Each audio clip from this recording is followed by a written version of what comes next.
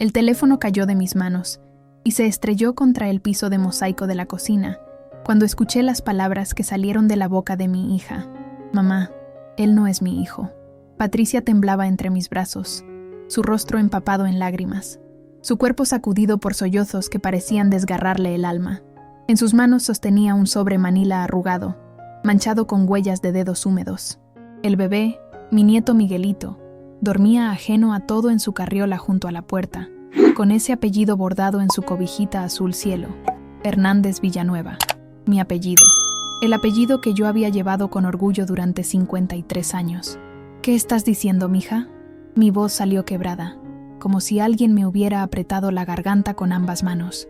Ella levantó el sobre, y yo pude ver el membrete del laboratorio genético más prestigioso de Guadalajara.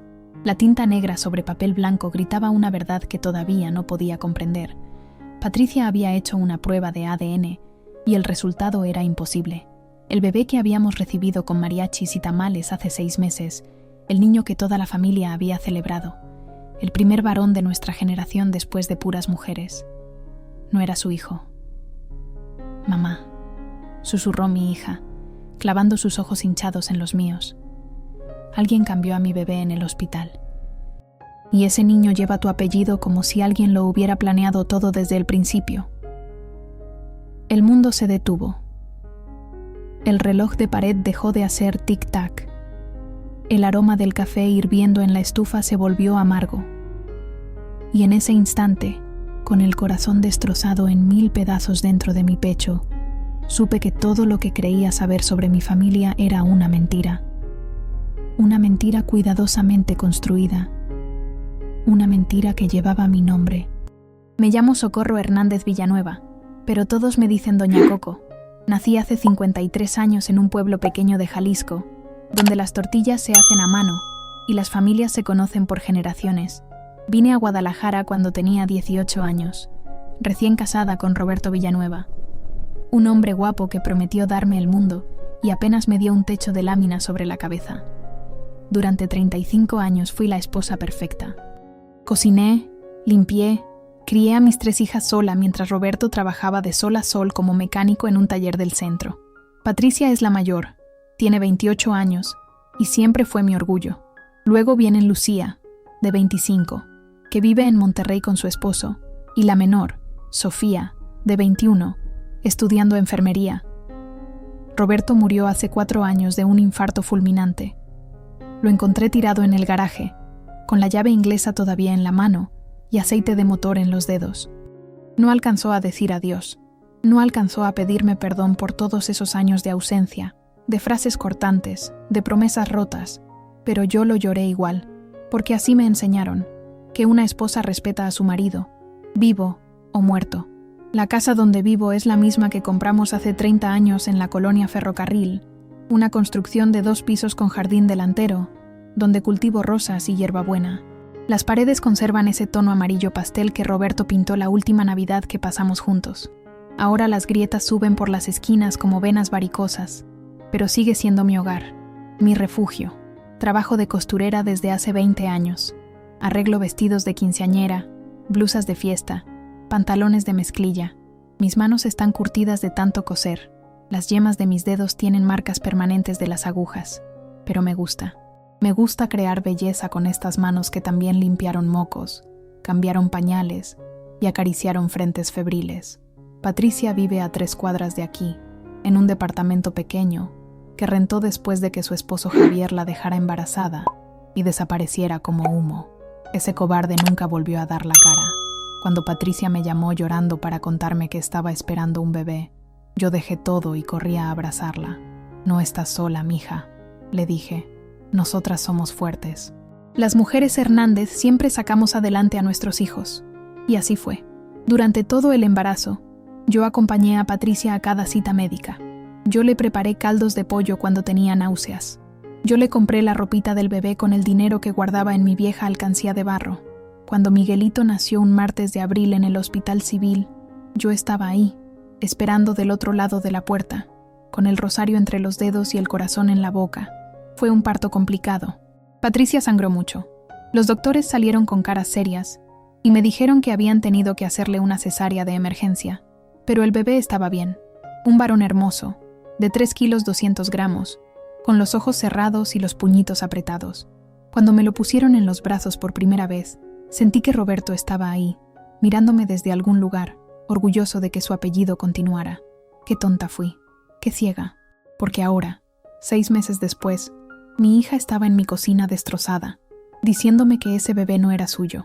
Y lo peor de todo, que alguien había planeado esto, que alguien había usado mi apellido como parte de un plan que yo todavía no podía comprender. Las manos me temblaban mientras preparaba té de tila para calmar los nervios. Patricia seguía llorando, sentada en la mesa de la cocina, con ese sobre maldito enfrente. Miguelito comenzó a llorar en su carriola, y yo lo cargué por instinto, meciéndolo contra mi pecho, sintiendo su calor, su respiración suave.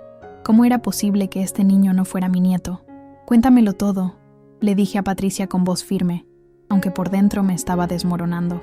Desde el principio, Patricia se secó las lágrimas con el dorso de la mano y comenzó a hablar con voz entrecortada. Todo había empezado 3 semanas atrás, cuando llevó a Miguelito a su revisión de rutina con el pediatra. La doctora Ramírez, una mujer joven y seria que trabajaba en la clínica del IMSS, notó algo extraño en los ojos del bebé.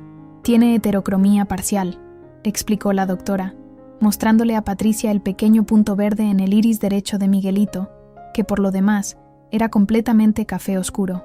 Es poco común, pero no es preocupante. Sin embargo, me gustaría hacerle algunos estudios genéticos básicos, solo para descartar síndromes asociados. Patricia accedió sin pensarlo 2 veces. Ella solo quería que su hijo estuviera sano. Firmó los consentimientos, dejó que le tomaran una muestra de sangre a Miguelito y otra a ella, y se fue a casa sin sospechar nada. 2 semanas después, la doctora Ramírez la llamó de urgencia. Su voz sonaba tensa por el teléfono. Necesito que vengas a la clínica lo antes posible. Hay algo que tenemos que discutir en persona. Patricia llegó con el corazón acelerado, pensando que su bebé tenía alguna enfermedad terrible, pero lo que la doctora le mostró fue peor que cualquier diagnóstico médico.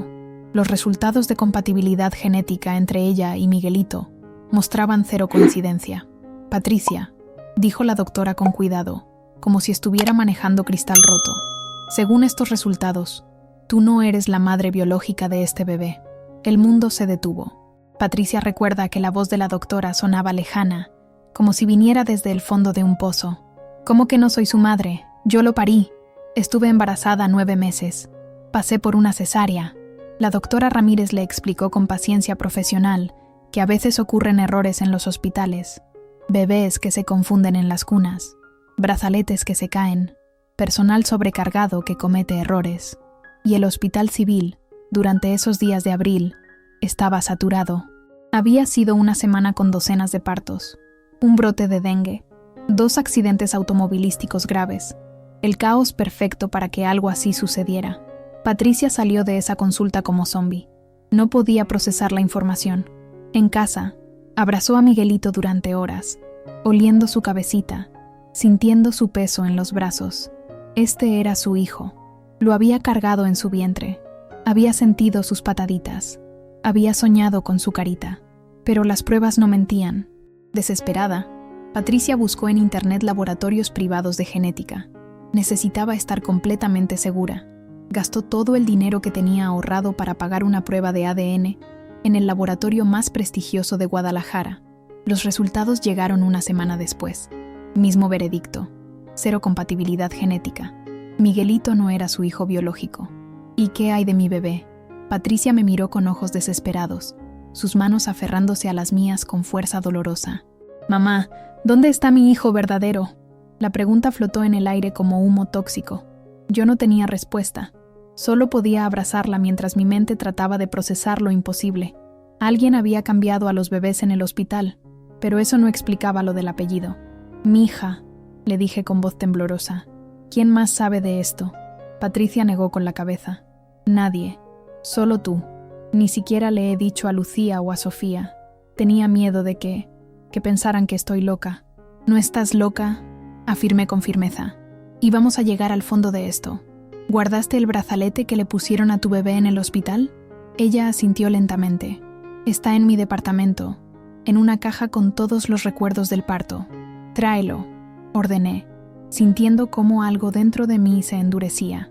Y trae todos los documentos que tengas del hospital, acta de nacimiento, pulseras, tarjetas, todo. Patricia se fue corriendo, dejándome sola con Miguelito dormido en mis brazos. Lo miré detenidamente, buscando algún rastro de mi familia en sus rasgos, sus ojitos, su naricita respingada, sus manitas regordetas. ¿Era posible que este bebé no fuera mi sangre? Pero entonces lo vi. Ahí, en su talón izquierdo, había una marca de nacimiento en forma de media luna, una marca que yo conocía bien, porque era exactamente igual a la que tenía Roberto, exactamente igual a la que tenía mi difunto esposo en el mismo lugar. Las manos me comenzaron a temblar. La taza de té se resbaló de mis dedos y se estrelló contra el piso, salpicando líquido caliente sobre mis pies descalzos. Pero yo no sentí el dolor, solo sentía un frío terrible que me recorría la espalda. Este bebé llevaba mi apellido y tenía la marca de nacimiento de Roberto. Esto no era un accidente.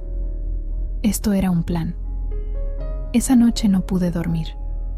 Me quedé sentada en mi sala, con las luces apagadas, viendo las fotografías viejas que guardaba en álbumes de piel gastada. Fotografías de mi boda con Roberto, los dos tan jóvenes, tan llenos de esperanza, él con su traje prestado, y yo con mi vestido blanco que mi mamá había cosido durante semanas. Recordé cómo llegamos a Guadalajara sin nada más que 2 maletas y un colchón amarrado al techo de un Volkswagen destartalado. Rentamos un cuartito en la colonia Analco, tan pequeño que apenas cabía la cama.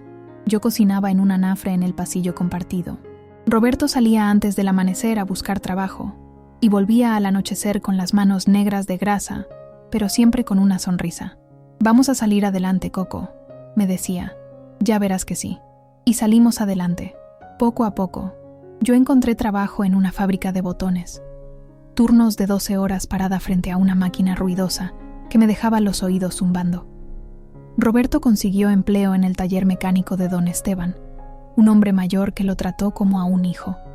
Cuando quedé embarazada de Patricia, yo tenía 20 años. Seguí trabajando hasta el 7º mes, aunque los pies se me hinchaban tanto que ya no me cabían los zapatos. Ahorramos cada peso para poder rentar algo mejor. Queríamos que nuestra hija naciera en un hogar digno.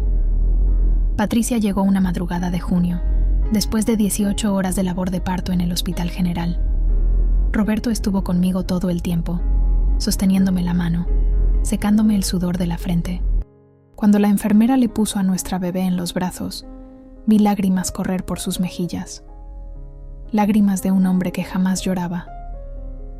«Es perfecta», susurró, tocando la carita arrugada de Patricia, igual que su mamá.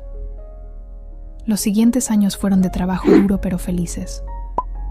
Yo dejé la fábrica para cuidar a Patricia y empecé a coser en casa. Arreglaba ropa para las vecinas, hacía dobladillos, zurcía calcetines. Roberto trabajaba cada vez más horas en el taller. A veces no lo veía en días enteros. Salía cuando yo dormía y llegaba cuando yo ya me había acostado, pero nunca faltó dinero para la comida, nunca faltó techo sobre nuestras cabezas. Y cuando Lucía nació 2 años después, y luego Sofía 3 años más tarde, Roberto me prometió que íbamos a comprar nuestra propia casa. Una casa con jardín, me dijo, donde las niñas puedan jugar. Y lo logramos. Trabajamos como burros durante 10 años hasta juntar el enganche para esta casa de la colonia Ferrocarril. Recuerdo el día que nos dieron las llaves. Roberto me cargó en brazos para cruzar el umbral, aunque yo protestaba porque pesaba demasiado después de 3 embarazos. Las niñas corrían por los cuartos vacíos, sus risas rebotando en las paredes sin pintar. «Este es nuestro hogar, Coco», dijo Roberto, besándome la frente. «Aquí vamos a envejecer juntos». Pero no envejecimos juntos, porque conforme pasaron los años, Roberto comenzó a cambiar. Se volvió distante, llegaba tarde, a veces olía a perfume que no era el mío. Cuando le preguntaba, se enojaba. Me decía que estaba paranoica, que trabajaba mucho, que estaba cansado de mis reclamos. Yo me tragaba las lágrimas y seguía adelante, porque eso hacían las esposas. Aguantaban, perdonaban, mantenían la familia unida. Hubo una época, cuando Patricia tenía 15 años, en que Roberto desaparecía fines de semana enteros. Decía que tenía trabajos especiales, que un cliente importante le había encargado arreglar varios autos. Yo fingía creerle, fingía no ver las señales, fingía que mi matrimonio no se estaba desmoronando. Patricia era la única que se atrevía a enfrentarlo. Una noche, cuando Roberto llegó a las 3 de la madrugada, ella bajó las escaleras y le gritó: ¿Por qué le haces esto a mi mamá? ¿Por qué la tratas así? Roberto le dio una cachetada que la tiró al suelo. Yo grité. Lucía y Sofía salieron corriendo de sus cuartos. Todo fue caos y llanto. Roberto se fue azotando la puerta. No volvió en 3 días. Cuando regresó, traía flores y chocolates. Se arrodilló frente a mí y me pidió perdón. Juró que iba a cambiar, que amaba a su familia, que nunca más nos lastimaría. Y yo lo perdoné, porque lo amaba, porque tenía miedo de quedarme sola, porque no sabía cómo mantener a 3 hijas sin su ayuda. Los últimos años con Roberto fueron más tranquilos. Parecía que finalmente había madurado. Pasaba más tiempo en casa, jugaba con las niñas, me ayudaba a lavar los platos. Yo pensaba que habíamos superado la tormenta, que nuestro matrimonio se había salvado. Pero ahora, mirando estas fotografías viejas bajo la luz tenue de la sala, me preguntaba qué más había escondido Roberto, qué otros secretos se había llevado a la tumba, porque ese bebé, Miguelito, tenía su marca de nacimiento, y eso solo podía significar una cosa, que Roberto tenía otro hijo, un hijo que yo no conocía, un hijo que había salido de otra mujer, y alguien había planeado que ese niño terminara en los brazos de mi hija. Las lágrimas comenzaron a rodar por mis mejillas, lágrimas de rabia, de traición, de dolor tan profundo que sentía que me ahogaría. Durante 35 años había dado todo por Roberto. Le había entregado mi juventud, mi cuerpo, mi vida. Había aguantado sus ausencias, sus mentiras, su frialdad. Y ahora descubría que me había traicionado de la manera más cruel posible. Tenía otro hijo, y alguien quería que yo lo supiera. Al día siguiente, Patricia y yo fuimos juntas al hospital civil. Llevábamos todos los documentos, el brazalete del bebé, el acta de nacimiento, los comprobantes de pago, las notas médicas. Queríamos respuestas. Queríamos saber qué había pasado exactamente esa noche de abril. La directora del hospital, la doctora Sánchez, nos recibió en su oficina. Era una mujer de unos 60 años, con el cabello gris recogido en un moño apretado y una expresión que oscilaba entre la preocupación profesional y la irritación apenas disimulada. «Entiendo su angustia», dijo después de escuchar nuestra historia, «pero deben comprender que estos errores son extremadamente raros. El hospital tiene protocolos muy estrictos para identificación de recién nacidos». «Pues sus protocolos fallaron», respondí con voz firme, plantando el acta de nacimiento sobre su escritorio. «Mi nieta no es mi nieta, y necesitamos saber qué pasó». La doctora Sánchez suspiró y pidió que trajeran el expediente completo de Patricia. Una enfermera llegó 20 minutos después con una carpeta gruesa llena de papeles. La directora comenzó a revisarlos con expresión cada vez más seria. «Aquí dice que el parto fue atendido por la doctora Morales, y el equipo de neonatología asignó al bebé a la cuna número 12 de la sala de recién nacidos», explicó, pasando las páginas. «El brazalete se colocó inmediatamente después del nacimiento, como es protocolo». «¿Podemos ver los registros de esa noche?», preguntó Patricia. «Quiero saber cuántos bebés nacieron al mismo tiempo que el mío». La doctora Sánchez titubeó. Vi en sus ojos que no quería darnos esa información. Probablemente tenía miedo de demandas, de escándalos, de que el nombre del hospital saliera en las noticias, pero no podía negarse directamente. «Déjenme revisar», dijo finalmente, tecleando en su computadora. Sus dedos se movían lentos sobre el teclado, como si estuviera ganando tiempo. Esperamos en silencio. El tic-tac del reloj de pared era el único sonido en esa oficina llena de diplomas enmarcados y plantas marchitas. Patricia apretaba mi mano con tanta fuerza que me cortaba la circulación, pero no me quejé. Ella necesitaba ese ancla. «Esa noche nacieron 11 bebés», informó la doctora Sánchez finalmente. 4 niñas y 7 niños. Fue una noche particularmente agitada. Hubo complicaciones en varios partos. «¿Puede darnos los nombres de las otras madres?», pedí. «Eso es información confidencial», respondió ella rápidamente. Demasiado rápido. «No puedo compartir datos personales de otros pacientes». «Uno de esos bebés es mi hijo», gritó Patricia poniéndose de pie. «Tengo derecho a saber». La doctora Sánchez se puso pálida. Entiendo su dolor, señora Villanueva, pero hay protocolos legales que debo seguir. Si quieren iniciar una investigación formal, necesitan hacerlo a través de un abogado. ¿Un abogado?, repetí, sintiendo la rabia crecer en mi pecho. ¿Ustedes pierden al bebé de mi hija y ahora tenemos que contratar un abogado? No dije que hayamos perdido a ningún bebé, se defendió ella. Simplemente estoy explicando los procedimientos correctos para... ¡Basta de procedimientos! Patricia golpeó el escritorio con ambas manos. Quiero saber dónde está mi hijo. Mi hijo de verdad. En ese momento, la puerta de la oficina se abrió sin que nadie tocara. Una mujer entró con paso firme, alta, elegante, vestida con un traje sastre gris, que probablemente costaba más que todo mi guardarropa junto. Tendría unos 50 años, con el cabello teñido de rubio platinado y aretes de diamantes que brillaban bajo las luces fluorescentes. «Doctora Sánchez», dijo la mujer con voz autoritaria. «Lamento interrumpir, pero escuché voces alteradas desde el pasillo. Licenciada Montoya». La directora se puso de pie inmediatamente, con una sonrisa nerviosa. «No esperaba verla hoy. Estaba revisando unos asuntos legales del hospital», respondió la tal Montoya, mirándome a Patricia y a mí con ojos fríos como hielo. «¿Hay algún problema?». Algo en esa mujer me erizó la piel, la forma en que nos miraba, como si fuéramos basura, como si estuviéramos molestando donde no nos correspondía.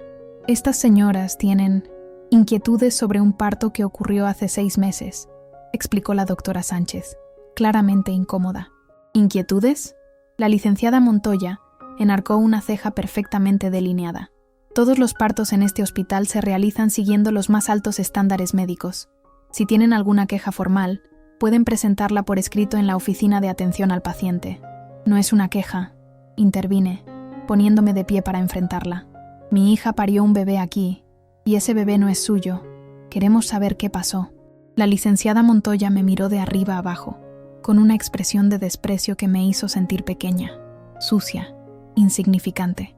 «Entiendo que las situaciones emocionales pueden nublar el juicio», dijo con voz pausada, como si estuviera hablando con una niña tonta. «Pero lanzar acusaciones sin fundamento contra una institución de salud es un asunto muy serio. Podría considerarse difamación. Tengo las pruebas de ADN». Patricia sacó el sobre del laboratorio de su bolsa. «Aquí está. El bebé que me dieron no es mío». La licenciada Montoya ni siquiera miró el sobre. Simplemente sonrió.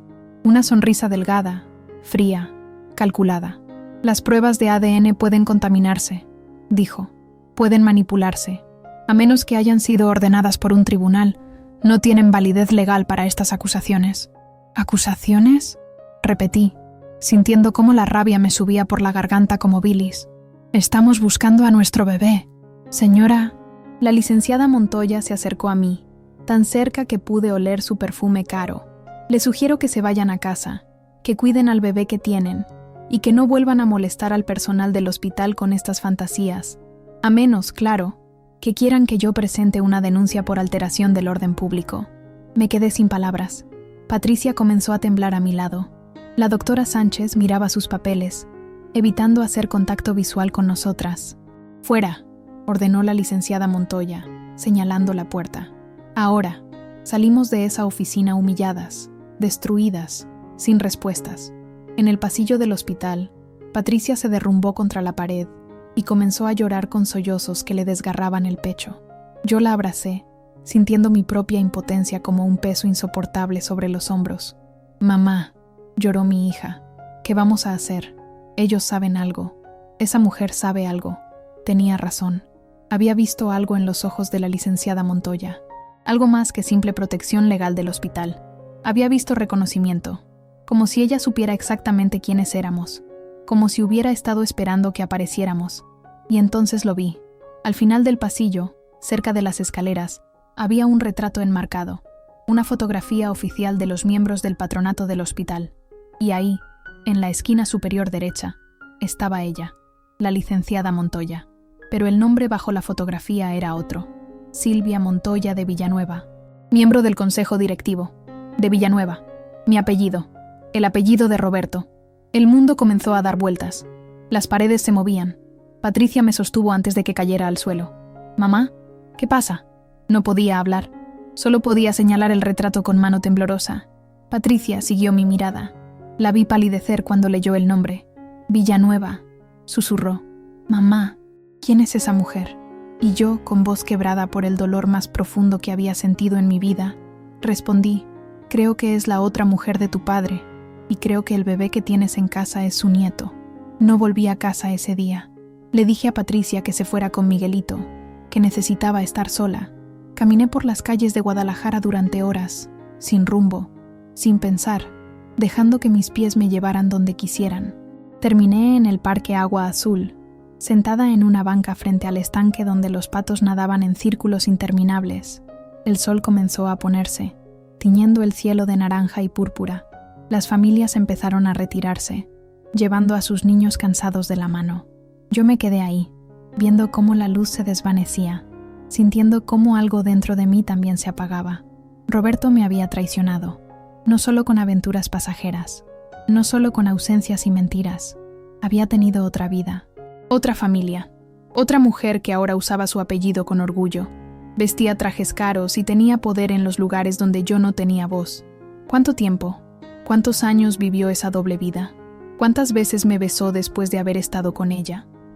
¿Cuántas veces me dijo que me amaba mientras mantenía a otra familia en secreto? Las lágrimas que había contenido durante horas finalmente brotaron. Lloré ahí, en esa banca, sin importarme quién me viera. Lloré por la mujer joven que había confiado en un hombre guapo con promesas vacías. Lloré por los años perdidos. Lloré por mis hijas, que crecieron con un padre fantasma. Lloré por el bebé de Patricia, perdido en algún lugar, tal vez en los brazos de esa mujer rubia de ojos fríos. Pero conforme lloraba, algo más comenzó a crecer dentro de mí, algo duro, algo filoso, algo que había estado dormido durante 53 años.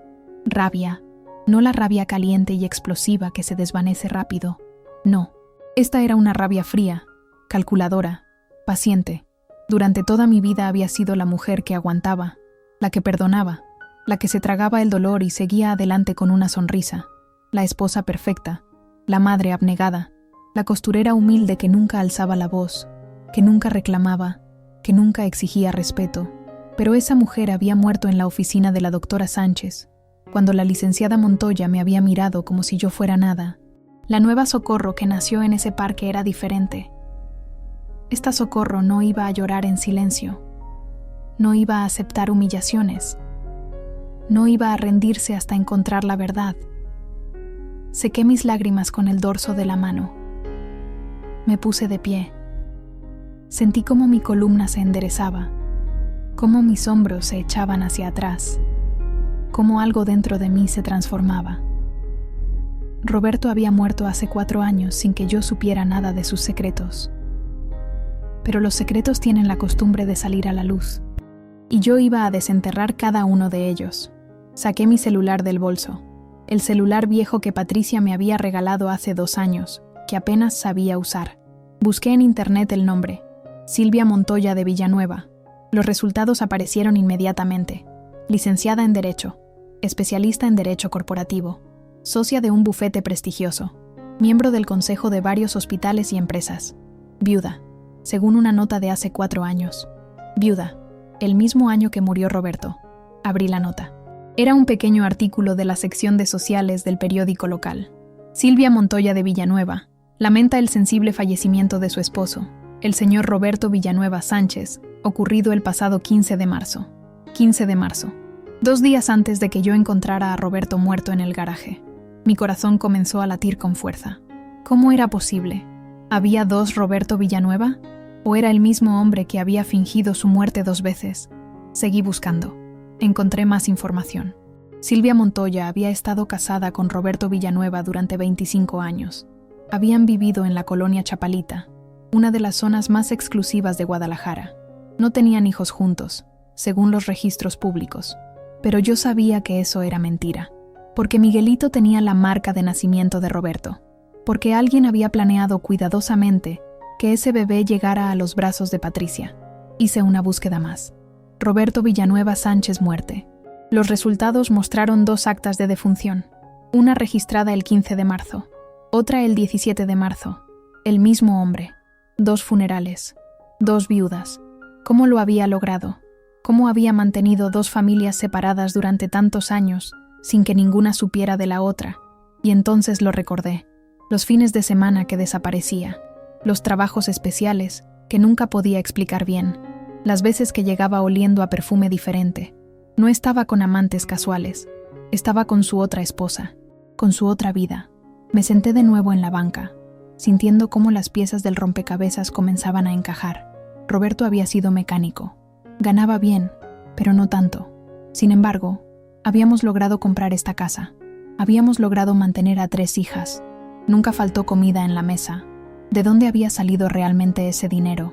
La respuesta era obvia. Silvia Montoya era rica, exitosa, poderosa. Ella había sido quien financiaba nuestra vida. Y yo, tonta de mí, pensaba que era el fruto del trabajo honesto de Roberto. Pero entonces, ¿por qué mantenerme a mí? ¿Por qué no divorciarse y quedarse solo con la vida de lujo que tenía con Silvia? Porque Roberto era un cobarde, porque le gustaba tener ambas cosas. La esposa elegante para los eventos sociales y la esposa humilde que le calentaba las tortillas. La vida de apariencias y la vida de comodidad. Y cuando murió, dejó este desastre. 2 viudas, 2 familias y un bebé que alguien había cambiado deliberadamente para que yo descubriera la verdad. ¿Pero quién? ¿Y por qué?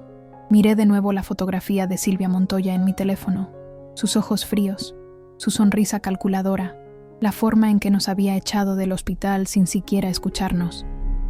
Ella sabía algo. Tal vez ella sabía todo. Y yo iba a descubrir qué. Me puse de pie, guardé el teléfono y caminé hacia la salida del parque. El cielo ya estaba oscuro, las estrellas apenas visibles a través de la contaminación de la ciudad, pero yo no tenía miedo de la oscuridad, no más, porque la oscuridad era donde los secretos vivían, y yo estaba lista para enfrentarlos. Llegué a casa pasadas las 10 de la noche. Las luces estaban apagadas excepto por la del porche, que siempre dejaba encendida por costumbre. Entré en silencio, cerré la puerta con seguro y me quedé parada en la sala, respirando el olor familiar de mi hogar. El aroma del incienso de copal que quemaba cada mañana, el olor a detergente de ropa limpia, el perfume tenue de las rosas del jardín que se colaba por las ventanas.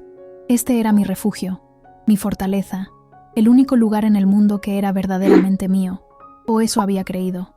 Subí las escaleras hacia mi recámara, pasé frente a la habitación que había sido de Patricia, luego la de Lucía, después la de Sofía, todas vacías ahora, con las camas hechas esperando a que mis hijas volvieran de visita.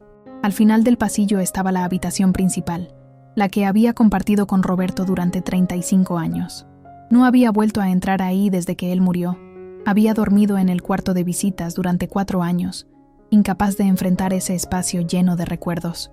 Patricia me había rogado que vendiera la casa, que me mudara a algo más pequeño, más fácil de mantener, pero yo me había negado. Esta casa era mi historia. Aunque doliera, era mía. Ahora, parada frente a esa puerta cerrada, supe que era tiempo de enfrentarla. Giré la perilla. La puerta se abrió con un crujido.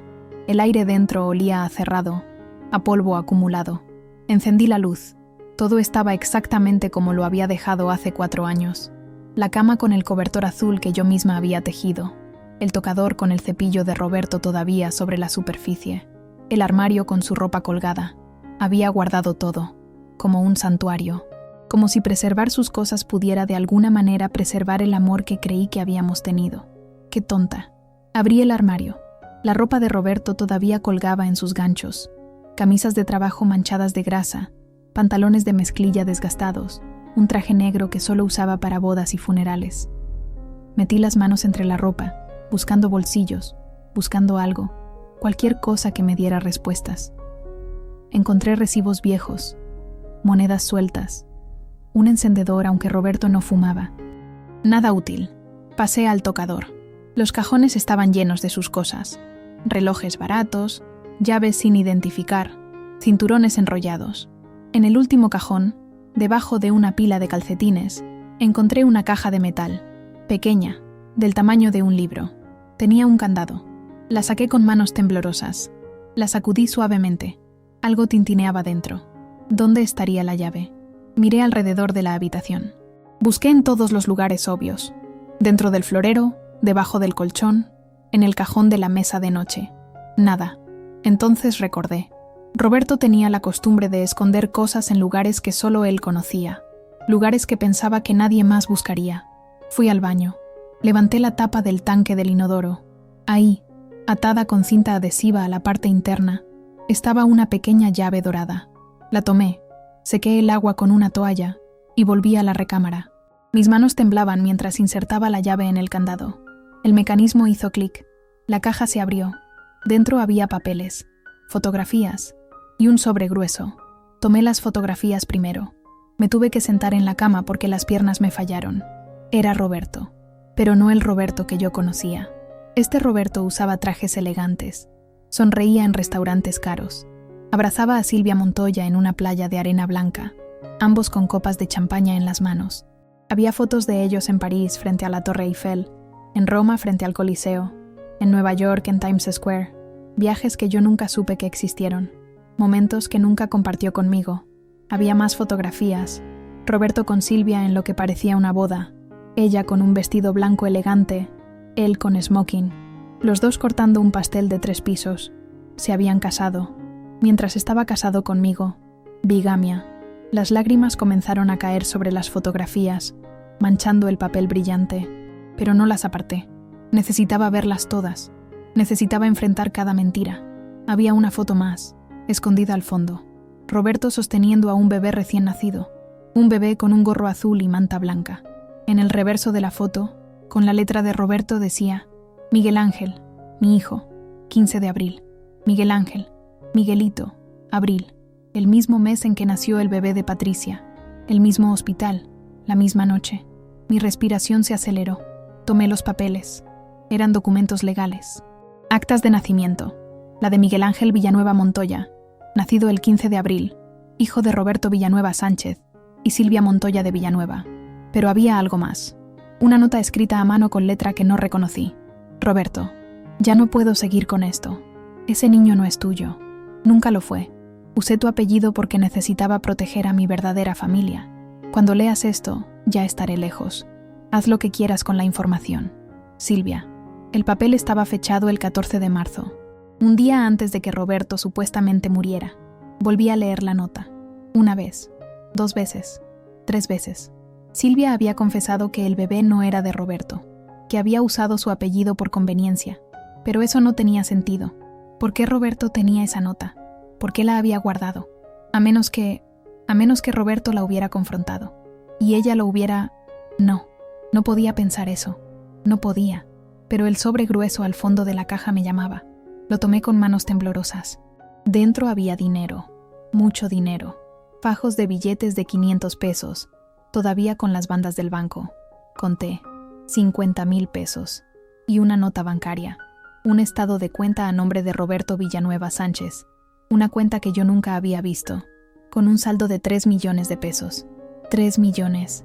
Mi cabeza daba vueltas. ¿De dónde había salido ese dinero? ¿Por qué Roberto nunca me había dicho nada? Seguí revisando los papeles. Encontré el testamento de Roberto, fechado 3 días antes de su muerte. En él dejaba todo a sus herederas legítimas: Patricia, Lucía y Sofía Villanueva Hernández. Todo. La casa, la cuenta bancaria, los ahorros, todo a nombre de mis hijas. Silvia no aparecía mencionada en ningún lado. ¿Eso significaba que Roberto había descubierto la verdad? ¿Que el bebé no era suyo? ¿Que Silvia lo había usado durante todos esos años? Y entonces, el pensamiento más oscuro: ¿Silvia lo había matado para evitar que la verdad saliera a la luz? El certificado de defunción de Roberto decía: infarto fulminante. No hubo autopsia. Yo no había pedido una porque confiaba en los médicos, porque estaba destrozada, porque solo quería que el dolor terminara. Pero ahora todo tenía otro color. Tomé el celular y marqué el número de Patricia. Contestó al segundo timbre. «Mamá, ¿dónde estás?» Estaba preocupada. «Estoy en casa», respondí con voz firme. «Necesito que vengas mañana temprano. Y trae todos los documentos que tengas de Miguelito. Acta de nacimiento, registros del hospital, todo. ¿Qué encontraste?» «La verdad», dije, mirando las fotografías esparcidas sobre la cama. «Encontré la verdad. Y vamos a usar esa verdad para recuperar a tu hijo». A la mañana siguiente, Patricia llegó a las 7 en punto. Traía a Miguelito dormido en su carriola y una bolsa llena de documentos. La hice pasar a la sala, le preparé café y le mostré todo lo que había encontrado. Vi cómo su rostro pasaba por todas las emociones. Shock, dolor, rabia, confusión. Cuando terminó de ver las fotografías y leer los papeles, se quedó en silencio durante largos minutos. Papá tenía otra familia, susurró finalmente. Todo este tiempo. No solo eso, la interrumpí. Según la nota de Silvia, el bebé no era de tu padre. Ella lo usó, probablemente para mantener las apariencias, para acceder a su dinero, no lo sé, pero mintió. Patricia levantó la vista. Entonces, ¿quién es el padre de Miguelito? No lo sé, pero vamos a averiguarlo. Saqué la computadora vieja que Sofía me había regalado y que apenas usaba. Con la ayuda de Patricia, buscamos todo lo que pudimos encontrar sobre Silvia Montoya. Redes sociales, artículos de periódico, registros públicos. Descubrimos que Silvia había estado casada antes de Roberto, con un hombre llamado Alberto Montoya, quien había muerto en un accidente automovilístico 20 años atrás, dejándole una fortuna considerable. Silvia se había vuelto a casar con Roberto 10 años después, pero no había registro de hijos, ni con Alberto ni con Roberto, hasta ese bebé de abril. ¿Por qué?, preguntó Patricia. ¿Por qué cambiar a los bebés? ¿Qué ganaba con eso? Venganza, respondí, sintiendo cómo las piezas encajaban. Piénsalo. Si Silvia descubrió que Roberto te dejó todo su dinero a ustedes, sus hijas legítimas, y nada a ella, ¿qué mejor venganza que quitarte a tu hijo y darte el suyo? El hijo que ni siquiera era de Roberto. Patricia palideció. Pero eso es monstruoso. Es cruel, calculado, y muy propio de alguien con poder y dinero. Me puse de pie y comencé a caminar por la sala. Silvia tiene influencia en el hospital. Probablemente pagó a alguien para que hiciera el cambio esa noche. Sabía que tarde o temprano descubrirías la verdad, y cuando lo hicieras, te volverías loca buscando respuestas. Mientras tanto, ella se queda con tu bebé verdadero. Dios mío. Patricia se llevó las manos a la boca. Mi bebé está con ella. ¿Qué le estará haciendo? ¿Lo estará cuidando bien? No lo sé, mija, pero vamos a recuperarlo. ¿Cómo? Nos corrió del hospital. Tiene abogados. Tiene poder. Nosotras no tenemos nada. Nos tenemos a nosotras mismas, dije con firmeza. Y tenemos esto. Levanté el testamento de Roberto. Tenemos prueba de que tu padre dejó todo a sus hijas legítimas. Tenemos la nota donde Silvia admite que el bebé no era de Roberto. Y tenemos 3 millones de pesos que ella probablemente ni sabe que existen. Patricia me miró con ojos brillantes. ¿Qué estás pensando? Estoy pensando que vamos a necesitar un buen abogado. Uno que no tenga miedo de enfrentarse a Silvia Montoya. Me senté junto a mi hija y tomé sus manos. Y estoy pensando que antes de hacer cualquier movimiento legal, necesitamos pruebas irrefutables. Necesitamos saber dónde está tu hijo verdadero. ¿Cómo vamos a hacer eso? Sonreí. No una sonrisa alegre, una sonrisa fría, determinada. Vamos a vigilarla. Vamos a seguir cada uno de sus movimientos. Y cuando sepamos dónde está tu bebé, vamos a actuar. Pasamos el resto del día haciendo un plan. Patricia consiguió la dirección de Silvia a través de los registros públicos. Vivía en una mansión en la colonia Chapalita, con jardines y seguridad privada.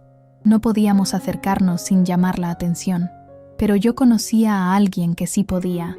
Llamé a mi comadre Rosario, quien trabajaba para una empresa de limpieza que daba servicio a las casas de esa zona. Le expliqué la situación, omitiendo algunos detalles comprometedores. Rosario era leal. Nos habíamos conocido hace 30 años y habíamos criado a nuestros hijos juntas. Déjame ver qué puedo hacer, prometió Rosario. Conozco a una muchacha que trabaja en esa colonia. A lo mejor ella puede conseguir información. 2 días después, Rosario me llamó. Coco, tu suerte está de tu lado. Mi amiga Lupita está buscando trabajo. La casa de la tal Silvia necesita una empleada doméstica nueva. La anterior renunció hace una semana. Era la oportunidad perfecta.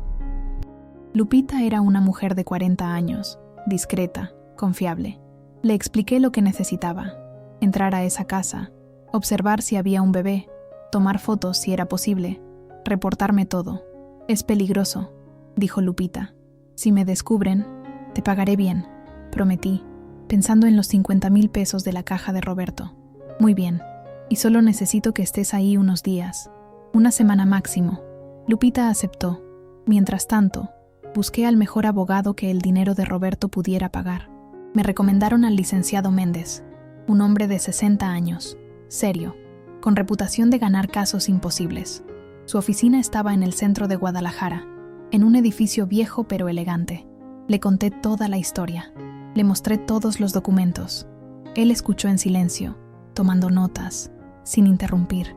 Cuando terminé, se recostó en su silla y juntó las manos bajo la barbilla. Señora Socorro, dijo finalmente, tiene un caso muy complejo.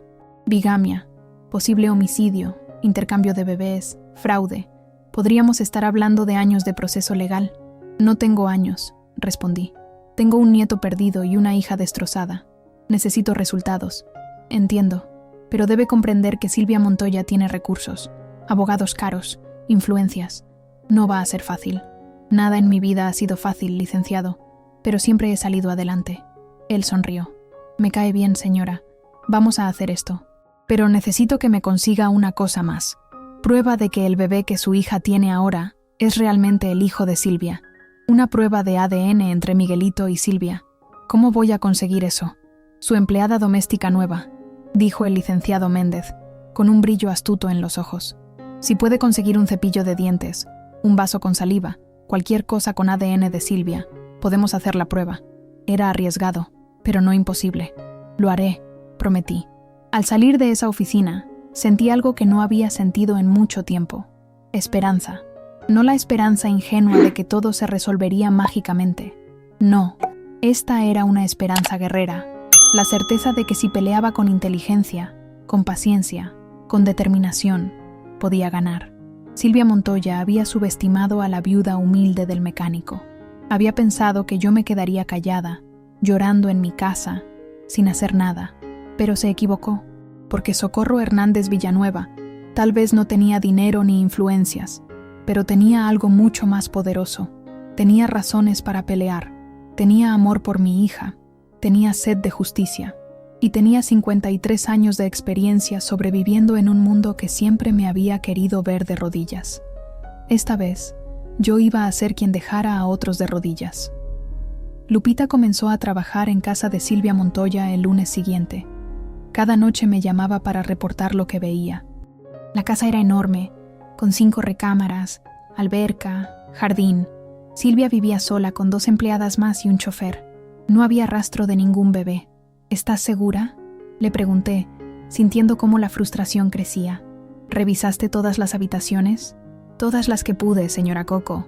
No hay cunas, no hay biberones, no hay nada de bebé. Pasaron 3 días sin ningún resultado. Yo comenzaba a desesperar. ¿Y si me había equivocado? ¿Y si el bebé de Patricia estaba en otro lado? ¿Y si nunca lo encontrábamos? Pero el jueves, Lupita me llamó con voz emocionada. Señora Coco, encontré algo. Hay una habitación en el 2º piso que siempre está cerrada con llave. Hoy la señora Silvia salió temprano y olvidó cerrarla. Entré. Mi corazón se aceleró. ¿Y? Hay una cuna, juguetes, ropa de bebé, todo azul. Y encontré esto. Escuché el sonido de un papel arrugado. Es una nota pegada en la puerta del closet. Dice: recordatorio. El bebé llega el viernes a las 3 p.m. ¿El viernes? ¿Eso es mañana? Sí, señora. Y hay más.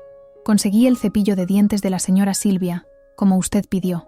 Lo tengo guardado en una bolsa. Lupita, eres un ángel. Sal de ahí hoy mismo. Inventa cualquier excusa, pero sal. No quiero que te pase nada. Esa noche, Patricia y yo fuimos directamente al laboratorio genético. Pagamos por el servicio urgente. Resultados en 24 horas. El técnico tomó muestras de Miguelito y del cepillo de dientes de Silvia.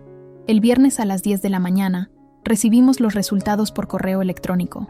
Compatibilidad genética, 99.9%. Miguelito era hijo de Silvia Montoya. Patricia rompió a llorar. Es verdad, todo es verdad. Ella tiene a mi bebé.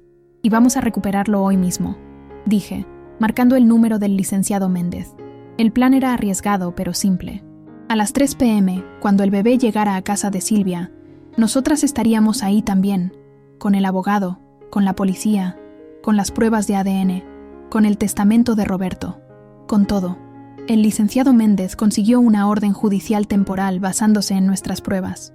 No era definitiva, pero nos daba autoridad legal para exigir que nos mostraran al bebé. A las 2:30 p.m. estábamos estacionadas frente a la mansión de Silvia. 2 patrullas de la policía nos acompañaban. El licenciado Méndez revisaba los documentos por última vez. Patricia apretaba mi mano con tanta fuerza que me cortaba la circulación. ¿Y si no es él?, susurró mi hija. ¿Y si nos equivocamos? No nos equivocamos, respondí con firmeza. Confía en mí. A las 2:55 p.m., un coche negro llegó a la entrada de la mansión. Del asiento trasero bajó una mujer joven cargando a un bebé envuelto en una cobija blanca. Patricia gritó: «Es él. Mamá, es mi bebé. Lo reconozco».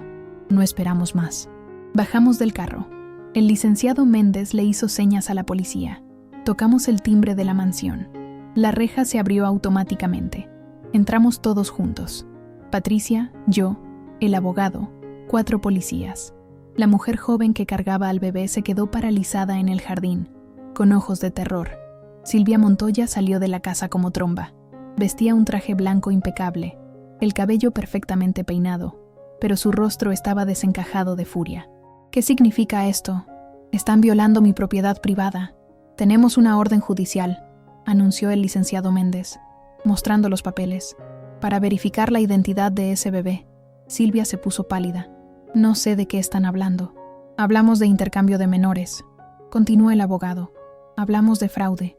Y hablamos de que ese bebé que su empleada carga es el hijo biológico de mi clienta, Patricia Villanueva». «Eso es ridículo». Silvia intentó arrebatar los papeles, pero un policía la detuvo.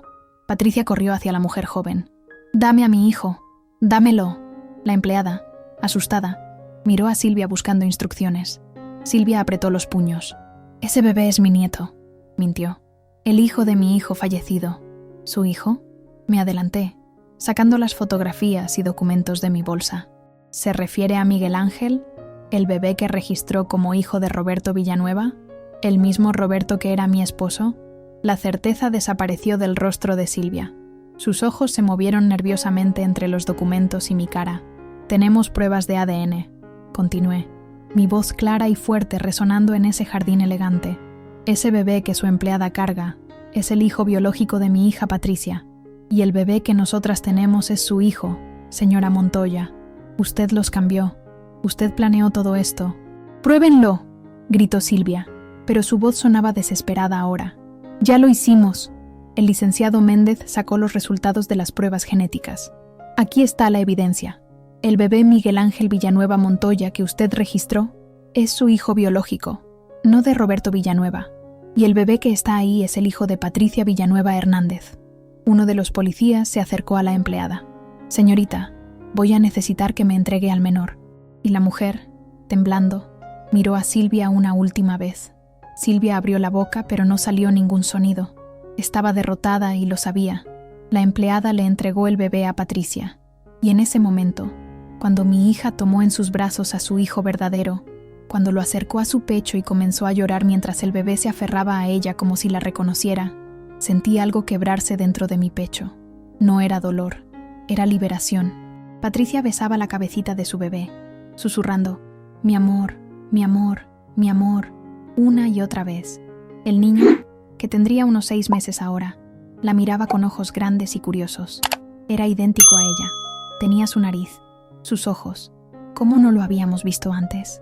«Esto no ha terminado», gritó Silvia. «Tengo abogados. Va a enfrentar cargos», la interrumpió el licenciado Méndez fríamente. «Intercambio de menores, fraude, posible homicidio». «¿Homicidio?». Silvia se quedó helada. «Roberto Villanueva murió en circunstancias sospechosas 2 días después de que usted supuestamente enviara esa nota admitiendo que el bebé no era de él. Vamos a solicitar una exhumación del cuerpo y una autopsia completa». Vi cómo Silvia se desmoronaba. Sus hombros se hundieron. Su espalda se encorvó. De repente, dejó de ser la mujer poderosa e intimidante. Era solo una persona desesperada que había cometido errores terribles. «Él no me amaba», susurró Silvia, con voz quebrada. «Roberto nunca me amó. Solo quería mi dinero. Y cuando descubrió que el bebé no era suyo, que yo lo había usado para mantener las apariencias. Me amenazó. Dijo que iba a exponerme, que iba a arruinarme.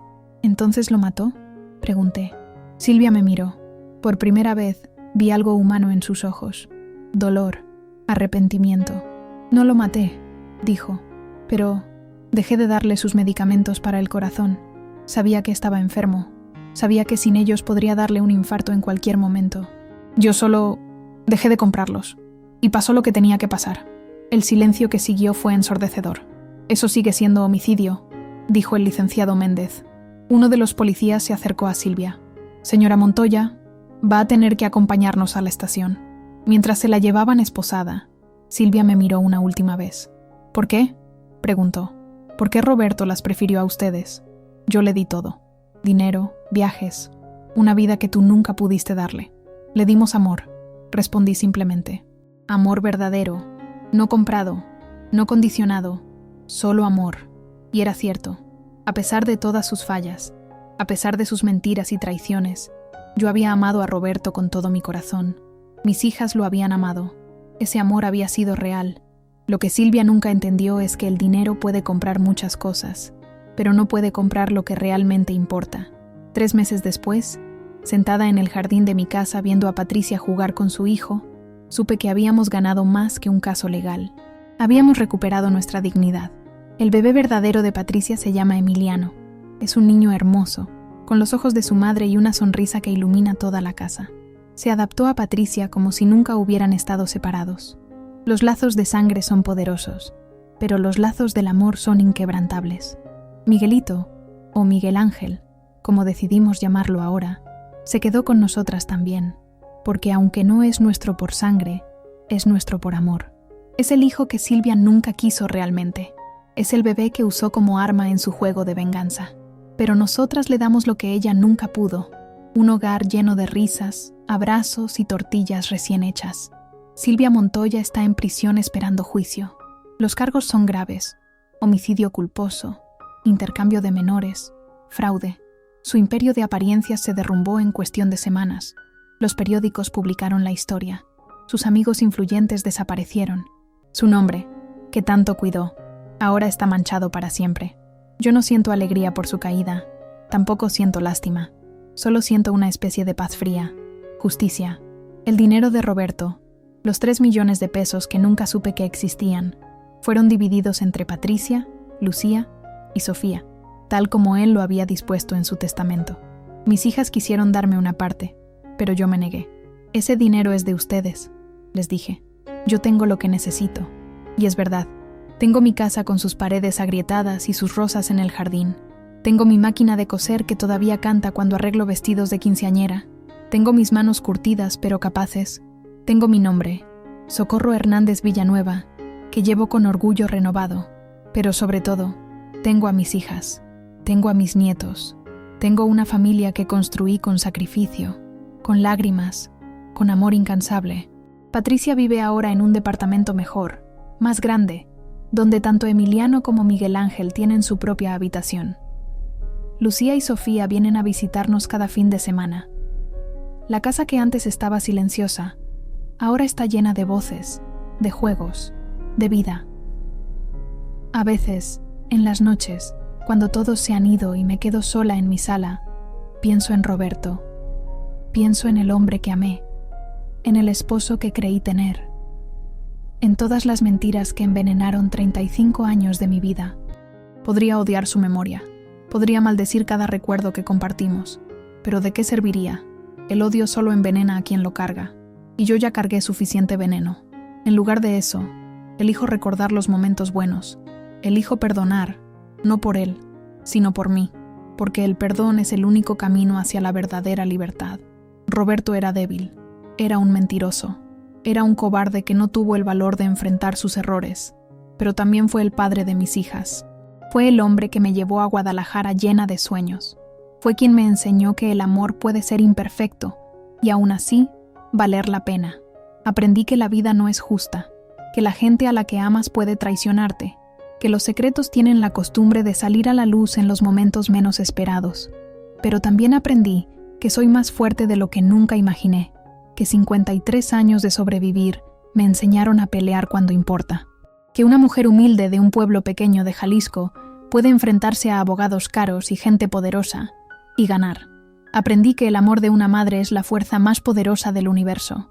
Que Patricia peleó por su hijo con la fiereza de una leona.